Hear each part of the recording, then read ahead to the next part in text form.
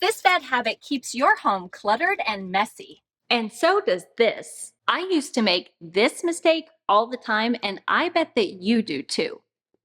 Hi there, friend, and welcome back to my channel. My name is Marissa, and this is A to Zen Life, where we talk about the A to Z of simplifying your way to a home and a life you love.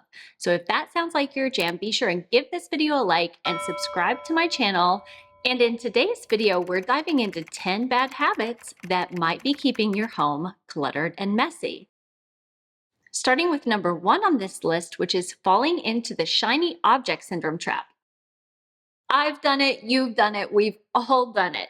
One minute you're knee-deep in KonMari folding tutorials, and then the next you're binge reading the Swedish death cleaning book. That is until you hear someone on TikTok raving about their super trendy new bins and $200 label maker, and suddenly, before you know it, you're reorganizing your pantry in rainbow order.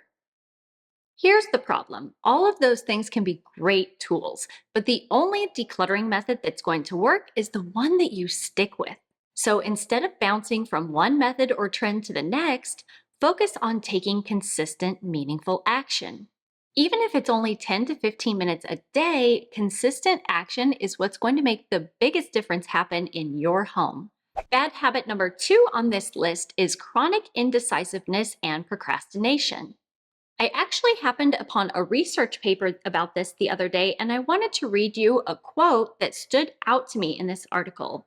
Because disposal decisions can be stressful, especially for individuals who form close attachments to their possessions, indecisives may avoid disposition tasks because they are afraid of making the wrong decision or regretting their actions later. On the other hand, individuals who chronically put off organizing and purging tasks may find that their failure to do so has created a situation so out of control that they cannot bear the time and effort needed to start the process. And when I was reading that, I really felt like the authors hit the nail on the head with those observations, because basically our brains see clutter and think to themselves, I'll decide later, as a relief from discomfort over having to deal with it. But then all too often, later never comes. And then before you know it, your sister's half-used chapstick is still sitting in your junk drawer 6 months after she visited you, and your wardrobe is full of clothes that you never wear yet can't bear to let go. Clutter isn't just stuff, it's a physical manifestation of unmade decisions. And the longer you delay, the heavier it feels. So start small. Pick one drawer, one pile, or one category. Pick each item up one by one and make a decision and move on with your life. Don't worry about being perfect, you just need to get the ball rolling. Before we move on to habit number 3, I want to ask you a question. Which is more valuable, your happiness and peace of mind, or this roll of toilet paper? And you might think I'm crazy for asking this question, but this is another huge decluttering mistake that I see people making all the time, which is valuing things more than people. I witnessed this firsthand last week when I shared a decluttering video in which I challenged myself to get rid of 500 things. And in that video, I mentioned I was planning to declutter 2 rolls of toilet paper that had been lingering around in our home for an entire year without getting used. And the comment section went wild. I must have gotten dozens of comments from people calling me stupid, accusing me of rage baiting them, and just general confusion, all over 2 rolls of toilet paper. So the story behind the toilet paper is that it was left over from our previous rental townhouse, and it's a brand that is extremely cheap, rough, and uncomfortable to use, to the point where every time I tried to put it in the bathroom for us to use it up, it would inevitably get shoved into the cabinet and replaced with the good stuff. So after an entire year of that, I said to heck with it, and I gave myself permission to let those 2 rolls of toilet paper go. So I released them into the wild, aka they went to a brand new home in a place where people are much less choosy about their toilet paper brands, which is the public toilet at our local park. Oh my gosh, this is hysterical. I feel like the toilet paper fairy. Now, do I think that I could have done a better job explaining myself and my decluttering rationale in that video? Yes, absolutely. But as a recovered hoarder, I want to caution people about the danger of putting a higher value on objects and material possessions than we do people, including ourselves. I no longer want to live in a home that hoards things that we don't enjoy or use just because we might need them someday. Been there, done that. I should write a book about it, seriously.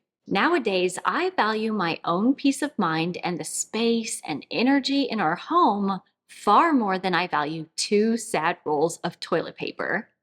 And speaking of peace of mind, another thing that can keep your home cluttered and messy are the unhealthy habits that you use to cope with stress. Did you know that clutter is sometimes a side effect of stress or life changes that we're having trouble dealing with? For some people, stress might lead to emotional spending, such as dealing with insecurities by constantly shopping for new clothes, or constantly clicking the add to cart button for a 10-second dopamine hit that distracts you from problems with your job or relationships.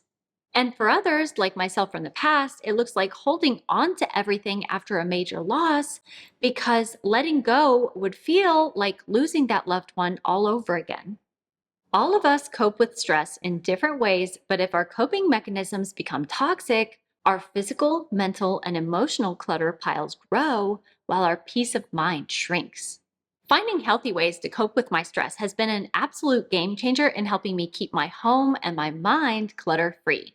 And that's why I want to give a big shout out to Aura for sponsoring this portion of today's video.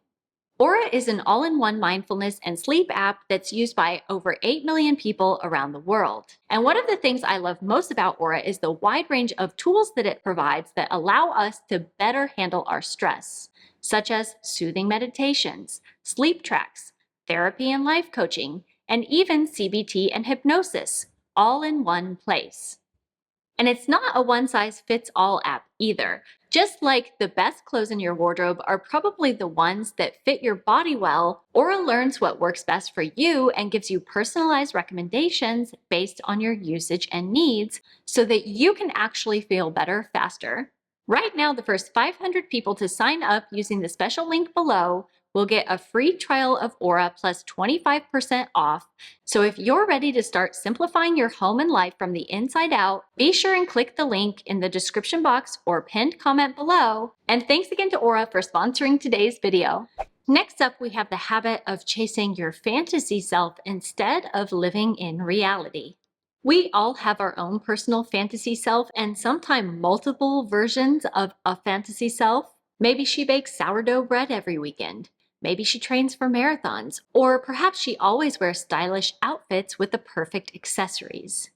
And sometimes what ends up happening is we shop for her instead of the real life present day version of us. And while that might feel fun for a while, before you know it, your home might end up filled with yoga gear you never use, ingredients for recipes you never make, or bins of craft supplies for a hobby that sounded like fun when you first found out about it 5 years ago. It's not that these things are bad, it's just that they don't match your real life right now.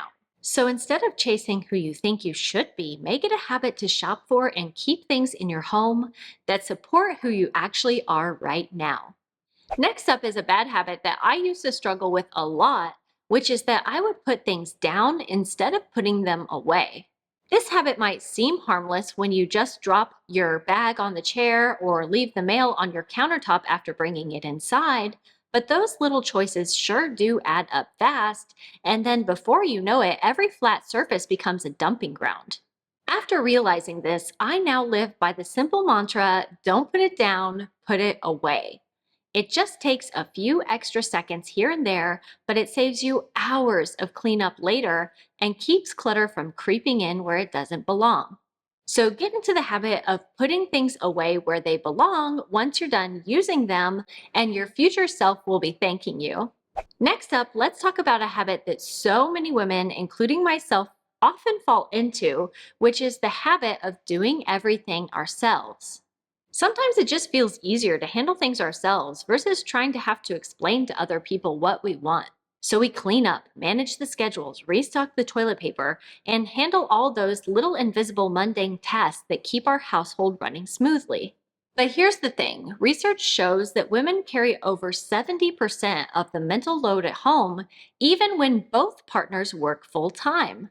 That's the emotional and cognitive labor of remembering, planning, anticipating, and notice what needs to be done. No wonder we're so exhausted all the time. So, one important lesson I had to learn the hard way is that people, even the people that I'm the closest to and who love me the most, aren't mind readers.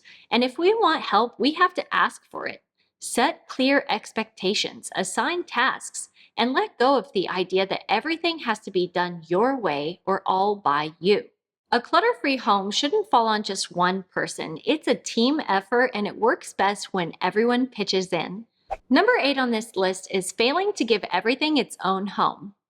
So many of us end up with floaters, those random items that never quite belong anywhere. Things like loose batteries, extra pens, that mystery cord you swear must go to something important, that just drift around from space to space and from surface to surface, causing chaos. And when you're constantly asking yourself or other people are asking you, where does this go? That's mental clutter too. So the fix is to give everything a clear, consistent home within your own home. And then when everything has a home and everyone knows where it belongs, your home runs smoother, your brain feels calmer, and cleaning takes way less time. It's not about perfection, it's about creating a system that actually works for you and sticking to it. And speaking of this rule, that leads me to a related bad habit, which is not having or misusing a memory box. When it comes to sentimental items, memory boxes are one of my absolute favorite storage solutions. A memory box is a designated space like a bin, box, or basket where you keep your most meaningful keepsakes, like handwritten cards, childhood mementos, or small heirlooms. The things that truly matter to your heart and that you don't necessarily want to use or display on a regular basis in your home. But a common mistake that people make with memory boxes is either not owning one at all or treating everything sentimental as if it belongs inside there. When we assign equal value to every single kindergarten drawing, every concert ticket, and every souvenir, we water down the significance of the things that truly mean something. Your memory box should be a place of honor, not a holding pin for stuff that you don't feel like dealing with. So take the time to curate it. Keep what moves you and let go of what doesn't. That way, your most treasured memories aren't buried in a pile. They're safe, seen, and celebrated. And if you feel like you could use more help or support with this sensitive subject, be sure and check out this Memory Box 101 video that I've linked up here and down in the description box below for you, where I cover this topic in more detail. And finally, the last bad habit is forgetting to give yourself decluttering deadlines. Here's the truth. If you don't schedule time to declutter, it rarely happens. And if you don't give your clutter a deadline to leave, it just might stick around indefinitely. This is where Parkinson's law often kicks in, which is the idea that tasks will expand or contract to fill however much time you give them. So if declutter the garage is just a vague idea floating around your mental to-do list, it'll never get done. Instead, what you need to do is block out a specific time, like Saturday from 10 to 11. And when you're done decluttering, set clear deadlines around getting the clutter out of your home. Scheduling the work and the follow-through gives you structure, and structure is what's going to turn intention into progress. And if you want to find out more about Parkinson's law and hear the other secret laws of decluttering, be sure to go check out this video that I've linked over here for you, or I'll see you next week. Until then, take care. Bye-bye.